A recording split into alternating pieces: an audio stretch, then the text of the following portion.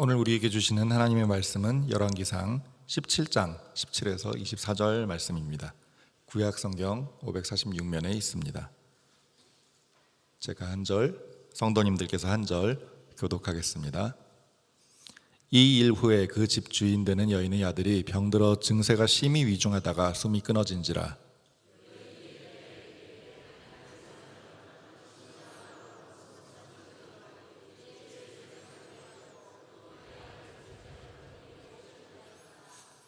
엘리야가 그에게 그의 아들을 달라 하여 그를 그 여인의 품에서 받아 안고 자기가 거처하는 다락에 올라가서 자기 침상에 누이고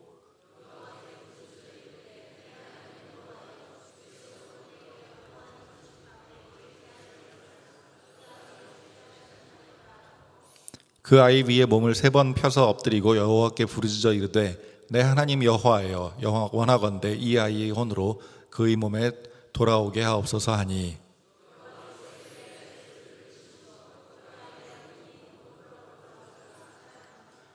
엘리야가 그 아이를 안고 다락에서 방으로 내려가서 그의 어머니에게 주며 이르되 보라 내 아들이 살아났느니라. 여인이 엘리야에게 이르되 내가 이제야 당신은 하나님의 사람이시요 당신의 입에 있는 여호와의 말씀이 진실한 줄 아노라 하니라. 아멘. 우리의 성경은 구약과 신약으로 나뉘어 있습니다. 구약 성경은 주로 히브리어로 이스라엘 사람들이 기록하였고, 신약 성경은 헬라어로 이스라엘 사람과 이방인이 함께 기록하였습니다.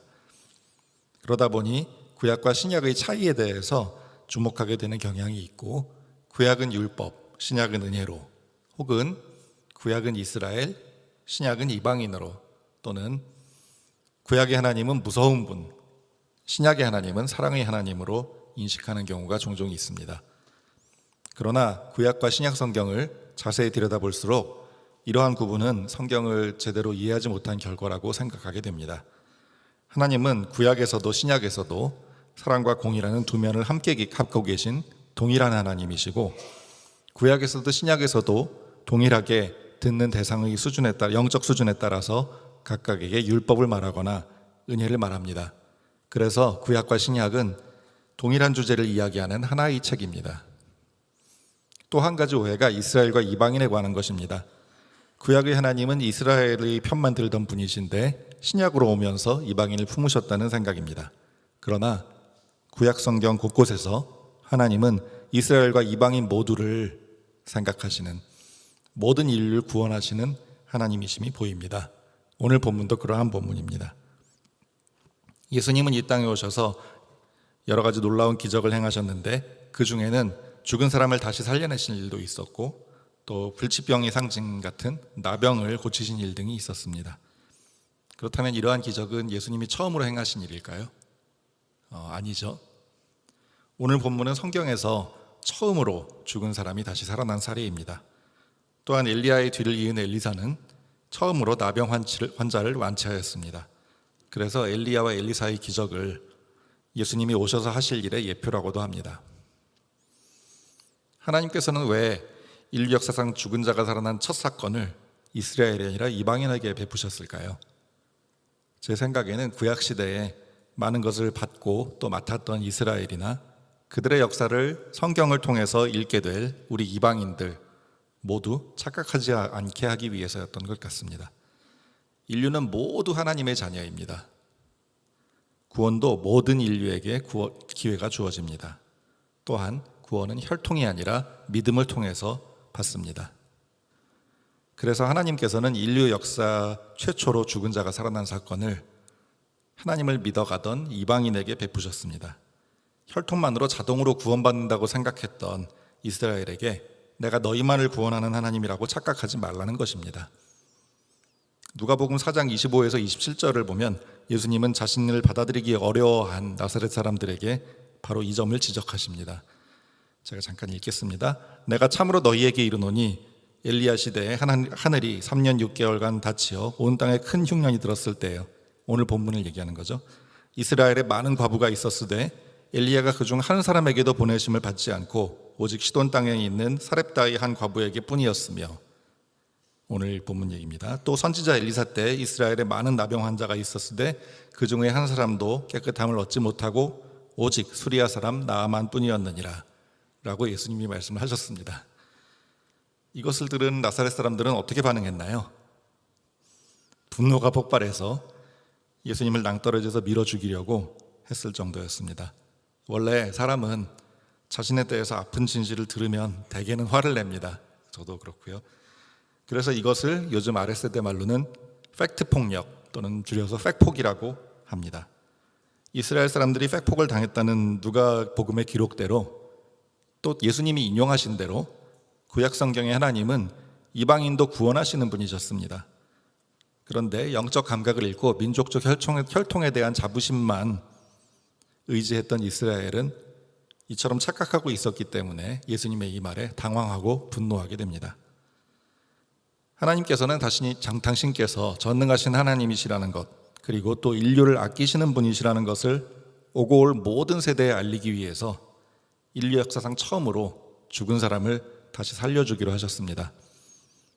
그렇다면 이제 누구를 다시 살려줄지, 언제 할지 그걸 정하는 단계가 남았습니다. 아무나 제비 뽑듯이 그냥 휙 던져서 살려줄 수 있는 일은 아닙니다. 이런 엄청난 일을 하실 때는 당신께서 이렇게 하시는 이유를 최대한 효과적으로 알리실 수 있는 상황과 사람을 골라야 됩니다. 드래프트 데이라고 하는 미국 스포츠 영화가 있습니다. 미국 프로스포츠에서는 신인 선수들을 모든 팀이 순번을 정해서 한 명씩 돌아가면서 자기 팀 선수로 지명하는 절차가 있습니다. 이것을 드래프트라고 합니다. 여기서 1등 순번을 가진 팀이 1번으로 제일 처음 지목하는 선수는 모든 신인 선수 중에 가장 중요한 선수임을 인정받는 셈입니다. 모두가 예상하는 선수가 1번으로 뽑히면 당연한 듯한 분위기가 형성이 되고, 아무도 예상하지 못한 선수가 1번으로 뽑히면 놀랍니다. 그리고 예상하지 못했는데 1번으로 뽑힌 선수는 인정받았다는 사실 때문에 벅찬 감격으로 눈물을 흘리기도 합니다. 그리고 하나님의 드래프트는 예상을 뒤엎었습니다. 다들 이스라엘이 1번으로 죽은 자 가운데서 살린 걸 받을 거라고 기대했는데 아니었습니다. 경제력이 없어서 언제 굶어 죽어도 이상할 것이 없는 과부, 그 과부의 하나뿐인 아들, 보통 가정의 자식보다 더 불쌍한 존재입니다. 게다가 이스라엘도 아닌 이방인이었습니다. 하나님께서는 죽음에서 살려내실 드래프트 1번을 이스라엘에게 쓰지 않으시고 이렇게 이방인을 지명하셔서 이스라엘에게 밀린 이방인처럼, 또 과부의 아들처럼 우리 인류의 오고 올 역사에서 제대로 된 사람 취급을 못 받을, 또 불리하고 약한 위치에서 살아갈 모든 인류에게 그렇지 않다, 너는 내게 하찮지 않다라고 말씀하시고 싶으셨던 것 같습니다. 그래서 이 사건을 통해서 이방인을 포함한 인류 전체를 구원하고자 하시는 당신의 마음을 나타내고자 하셨습니다. 그분의 마음은 세상이 하찮게 취급하고 약한 우리 모두를 향하십니다. 이 진리가 이 자리에 우리 모두의 심령에 안정감과 평안함을 주어서 그분이 사랑하고 배려하시는 우리 자신을 소중히 여기게 되시기를, 또한 동일한 마음으로 다른 이들을 소중히 여기게 되시기를 축원합니다. 아멘. 과부의 아들이 되살아난 사건은 혈통이 아닌 믿음이 구원, 즉 하나님과의 관계를 살려낸다는 의미이기도 합니다. 이 사건에는 엘리야의 적극적인 믿음, 그리고 사르밧 과부의 소극적인 믿음이 함께 합력하여서 하나님의 지명을 드러내는 역할을 하였습니다. 우리의 믿음의 현실은 대개는 이런 적극적인 엘리야보다는 사르밧 과부 쪽에 가까울 때가 많은 것 같습니다. 그래서 사르밧 과부 쪽으로 시선을 돌려보겠습니다. 과부는 가난했습니다. 전통 농경 시대에는 남편을 잃은 여자는 경제적 빈곤에 내몰리는 일이 많았습니다. 그래서 하나님께서는 율법에서 고아와 과부를 특별히 거듭거듭 언급하시면서 그들을 돌보라고 명령하셨습니다. 이 과부는 오늘 본문의 상황에서 죽음을 눈앞에 두고 있었습니다. 마지막 남은 작은 식사 한 끼, 그걸 먹고 아들과 함께 천천히 굶어 죽을 운명을 생각하고 있었습니다. 그때 하나님의 사람이 나타났고 그를 통해서 신기한 기적으로 과부와 아들은 굶어 죽을 미래로부터 구원받았습니다. 매일 작지만 가루와 기름이 통에 다시 채워졌습니다. 그래서 엘리야 조금 해주고 자기들도 해서 먹고 이렇게 매일매일을 살아갈 수 있었습니다. 과부 아들의 죽음이 이런 배경에서 일어났음을 우리가 잊지 말아야 합니다. 어차피 굶어 죽었을 인생을 기적을 통해서 살려주셨습니다. 아무 부족한 없이 잘 지내던 아이가 갑자기 죽은 것이 아닙니다. 아무튼 아들이 죽자 과부는 엘리야에게 두 가지를 이야기합니다. 첫 번째는 하나님의 사람이 괜히 와서 자기 죄를 생각나게 했다, 이런 말을 합니다. 그리고 두 번째로는 그래서 하나님의 사람이 와서 괜히 멀쩡한 자기 아들이 죽게 되었다, 이런 식으로 한탄을 하는 느낌입니다. 근데 이 두 번째 말은 좀 이상한 말입니다. 왜냐하면 어차피 죽으려고 했었잖아요. 먹을 게 없어서. 그런데 굶어 죽을 아들을 살려준 것에 대해서는 아무 말이 없고, 당신이 와서 내 아들이 죽었다고 약간 억지를 쓰고 있습니다. 이 반응은 사람의 본성에 대해서 두 가지를 떠오르게 합니다. 우선은 우리들의 한계입니다. 우리는 자신을 탓하지 않고 남을 탓하는 버릇이 뼛속 깊이 배어 있습니다. 담임 목사님께서도 주일날 예배 설교에서 남을 탓하지 말아야 한다라고 강조하셨는데, 그만큼 내가 인식을 하고 애를 써야만 겨우겨우 쉽지 않게 남을 탓하는 버릇을 거슬러 올라갈 수 있기 때문입니다. 우리는 감사함은 아주 쉽게 잊어버리고 아주 쉽게 다른 사람, 환경, 그래서 결국은 하나님을 탓합니다. 깊은 탄식만이 나오는 우리의 실존이고, 바울도 이를 사망의 몸이라고 부르면서 한탄하였습니다. 조금 배은망덕하게 들리는 과부의 반응은 우리들이 알고 또는 또 알지 못하고 무수히 하나님과 주변에 해온 반응과 크게 다르지 않을 겁니다. 그러나 과부의 반응 안에는 다른 것도 함께 들어 있습니다. 과부는 하나님의 사람이 자신의 삶에 나타나서 자신의 죄가 생각나게 되었다고 말합니다. 성경에서 하나님을 만난 사람은 두 가지 상반되는 감정을 함께 겪습니다. 하나님의 빛이 비추일 때 자신이 얼마나 추악한지 발견하고 깨닫게 돼서 일어나는 비참함이 한쪽에 있고, 그럼에도 불구하고 나를 덮으시는 하나님의 은혜로 인한 감격이 신기하게도 함께 마음에 들어옵니다. 그래서 하나님을 만나는 경험은 슬프면서도 기쁩니다. 일방적으로 혼나고 고통스럽지만은 않습니다. 하나님을 만났을 때 왕창 죄만 지적당하고 혼만 잔뜩 나면 우리가 다시 하나님을 만나고 싶을까요? 다시는 경험하고 싶지 않아서 평생 피해 다닐 겁니다. 하나님의 빛을 만나면 내 죄가 드러나더라도 그것이 아프기보다는 후련하고 오히려 마음이 치유되는 느낌이라서 계속 경험하고자 하나님을 더 찾게 됩니다. 과부는 엘리야와 함께한 시간을 통해서 하나님의 임재를 어느 정도 맛보았습니다. 그래서 이러한 경험을 자기도 모르게 맛보았습니다. 그래서 참 신기하게도 당신이 오니까 내가 죄가 생각난다, 이런 말을 하는 겁니다. 또한 과부는 매일 통에 가루와 기름이 쓰면 다시 채워지고 쓰면 다시 채워지고 없어지지 않는 기적을 상당한 시간 동안 경험했습니다.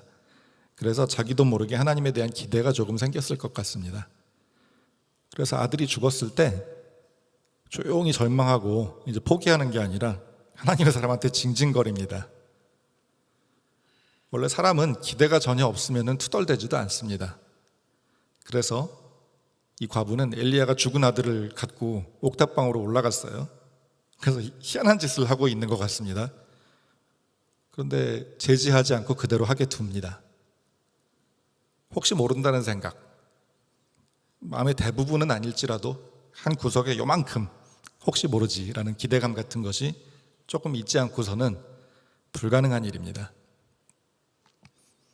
이 놀라운 날에 과부의 소극적이지만 조금 생겨난 믿음, 그리고 엘리야의 절박하고 적극적인 믿음 두 개가 합쳐져서 하나님의 1순위 지명을 선물로 받았습니다.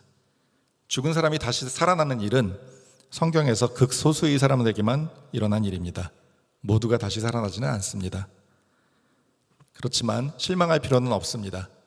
하나님은 세상처럼 또 마치 로또처럼 극소수에게만 희망을 주고 나머지를 모두 실망시키는 분이 아니십니다. 1순위 지명은 결국 우리 모두에게 일어날 일의 예표일 뿐이었습니다. 우리는 예수 그리스도 안에서 이 갈수록 늙어가고 살쪄가고 고장나가는 죽음에 물든 몸이 아니라 영원히 늙지도 죽지도 않는 새 몸을 입은 새 생명으로 다시 부활할 것이기 때문입니다. 아멘. 그래서 우리 모두는 하나님의 1순위 지명자들입니다. 아멘. 오늘 우리가 마음에 가져가야 할 선물은 결국 우리 모두를 찾아올 부활 외에 한 가지가 더 있습니다. 솔직히 언젠가 오겠지 하며 막연한 느낌도 있는 부활보다 당장 오늘 우리한테는 더 유용한 선물입니다. 우리의 실체는 과부를 닮아서 감사함을 금방 잊어버리고 하나님 탓을 하는 배은망덕입니다. 또한 우리의 실체는 적극적인 믿음은 찾아보기 참 어렵고 소극적인 기대만 마음 한구석에 조금 있는 쑥스러운 모습입니다. 그런데 하나님은 우리의 기도를 듣고 우리와 함께 하시며 우리를 보호하시는데 그러한 우리의 실체도 충분하다고 여기시는 은혜의 하나님이시라는 사실이 우리의 선물입니다. 이 진리를 삶과 마음에 계속 더 경험하셔서 하나님께 나아가는 것에 점점 거리낌이 없어지고 더 간절해지고 더 행복해지시기를 축원합니다. 찬송가 288장 한번 부르시고 기도의 자리로 나아가겠습니다.